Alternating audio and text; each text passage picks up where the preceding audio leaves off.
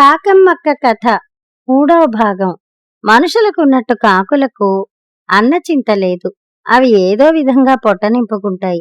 ఈ పదార్థం అరుగుతుందా అరగదా అనే విచారం కూడా వాటికుండదు. ఒకనాడు పాప మెళ్ళో ఉండే గాజుపూసల పేరు తెగి గాజుపూసల కింద పడి దొర్లాయి. పక్కనే ఉండి చూస్తున్న కాకమ్మక్క చటుక్కున ఒక పూస అందుకుని ఎడంగా వెళ్లి మింగేసింది. ఆ తర్వాత కాకమ్మక్క అజీర్తితో చాలా బాధపడింది. ఆ విధంగానే ఒకరోజు కాకిబావ పిల్లలు ఆడుకుంటున్న గోలి ఒకటి కాజేసి మింగాడు. వాతపైత్యంతో బాధపడ్డాడు. అయితే కాకులు మందులు మాకులు అవసరం లేకుండానే ఇటువంటి రోగాలు పోగొట్టుకుంటాయి. మరొక రోజు కాకమ్మక్క నరసమ్మత్తగారి వంటింటో నుంచి చిటికెడు ఎర్రకారం కాజేసి తింది. కాకమ్మక్క కళ్ళు నోరు భగ్గున మండాయి. దీని నోరు పడా డబ్బాల మీద సరిగా మూతలైనా పెట్టుకోదే అని కాకమ్మక్క నరసమ్మత్తని తిట్టుకుంది. కాని తిండి విషయంలో ఇటువంటి తిప్పలు కాకులకు పరిపాటే.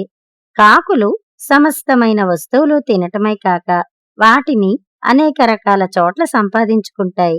ఆస్పత్రులు, కసాయి దుకాణాలు, మార్కెట్లు, సత్రాలు, వీధులు, పెరళ్ళు, మధ్యాహ్నం వేళల భోజన సమయాల్లో ఆఫీసులు, ఫ్యాక్టరీలు, ఎక్కడ పడితే అక్కడ జనసంచారం ఉన్న చోటనల్లా కాకి తిండి సంపాదించుకుంటుంది.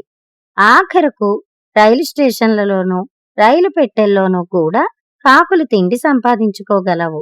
విమానాల్లోనూ స్టీమర్లలోనూ కాకికి గడవదేమో కాని మిగతా అన్ని చోట్ల నిక్షేపంగా జరిగిపోతుంది. పట్నంలో కుప్పమ్మ అనే ఆడమనిషి ఉంది. ఆవిడ ప్రతిరోజు మిట్ట మధ్యాహ్నం వేళ ఫ్యాక్టరీ కూలీలకి భోజనాలు తెస్తుంది. కూలీల ఇళ్లకు పోయి వాళ్ళ భోజనం మూటలన్నీ పోగు చేసుకుని ఒక తట్టలో పెట్టుకుని ఆ తట్ట నెత్తిమీద ఒయ్యారంగా నిలబెట్టి ఫ్యాక్టరీకి ఎండలో పడి బయలుదేరుతుంది. మన కాకమ్మక్క కుప్పమ్మ నెరుగును. కుప్పమ్మ తట్టలో తిండి పదార్థాలుంటాయని కాకమ్మక్క ఎరుగును. అందుచేత ఒకరోజు కాకమ్మక్క కుప్పమ్మ వెంట పడింది. మెల్లిగా తట్టమీద వాలి అందులో ఏమేమి ఉన్నాయో పరీక్ష చేసింది. ఒక గుడ్డ మూటలో నుంచి అప్పడం ఒకటి తొంగి చూస్తోంది. కాకమ్మక్క అప్పడం ముక్క విరిచి రుచి చూసింది. ఇంతలో మరో మూటలో మాంసంగారె కనిపించింది. అది మూటలో దాక్కుని బయటికి కొద్దిగా కనిపిస్తోంది. గట్టిగా లాగితే తప్ప అది బయటికి రాదు. అందుకని కాకమ్మక్క కాళ్ళు తన్నిపట్టి ముక్కుతో గారెను గట్టిగా పట్టుకుని ఒక్క గుంజు గుంజింది. ఇంకేముంది, కుప్పమ్మ తట్ట కాస్త దడదడా కింద పడింది. మూటలన్నీ రోడ్డు మీద చెల్లా చెదురుగా పడిపోయాయి. కాకమ్మక్క రివ్వున ఎగిరి ఒక చెట్టు మీద కూర్చుంది. కుప్పమ్మ కాకమ్మక్కని తిట్లు శాపనార్థాలు పెట్టసాగింది.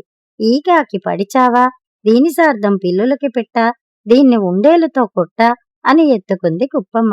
కాకపోయినా కుప్పమ్మకేం పోయే కాలం. తట్టనెత్తిన అంత ఒయ్యారంగా పెట్టుకు నడవకపోతే ఒక చేత్తో పట్టుకోకూడదు. మధ్య పాపం కాకమ్మక్కేం చేసింది? అన్ని మూటలు రోడ్డు మీద పడిపోతే కాకమ్మక్కకేం ఒరిగింది? అయితే ఈ విధంగా తిట్లు తినడం కాకులకు పరిపాటే. పైకి తిట్టే తిట్లు గాలికి ఎగిరిపోతాయి. అందుచేత కాకులు లక్ష్యం చెయ్యవు. వాటి పనేదో అవి చూసుకుంటాయి. అంతే. కాకమ్మక్క గారె సంపాదించుకుంది.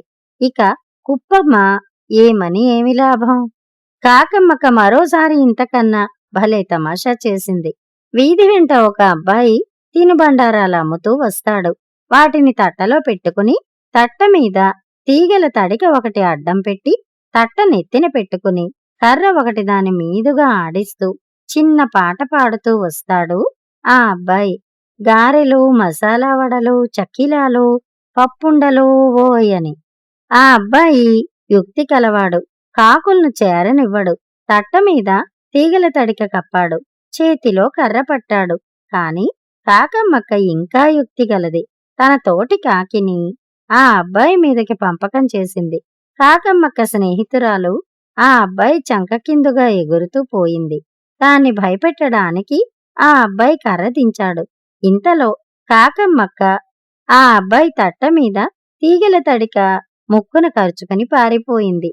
అప్పుడు ఆ అబ్బాయి తట్టను పక్క ఇంటి అరుగు మీద పెట్టి అక్కడ పడుకుని ఉన్న తాతను చూస్తుండమని కాకమ్మక్క వెంట పరిగెత్తాడు.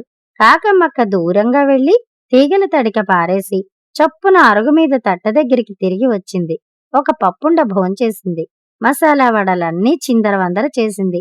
ఒక చక్కిలం పట్టుకుని నిష్క్రమించింది. ఆ కుర్రాడు తిరిగి వచ్చి తన తట్ట తారుమారై ఉండడం చూసి ముసలి తాత చేసిన పనేననుకున్నాడు. తాతకు అబ్బాయికి మాటలు పెరిగి పోట్లాట కిందకి దిగింది. చుట్టుపక్కల వాళ్లంతా పోగై పోట్లాట బాగా రెచ్చగొట్టారు. మనుషులు పోట్లాడుకుంటే కాకమ్మ సొమ్మేం పోయింది? మనుషులు పోట్లాడితే కాకికే లాభం. కాకమ్మక్క కథ ఇంకా ఉంది.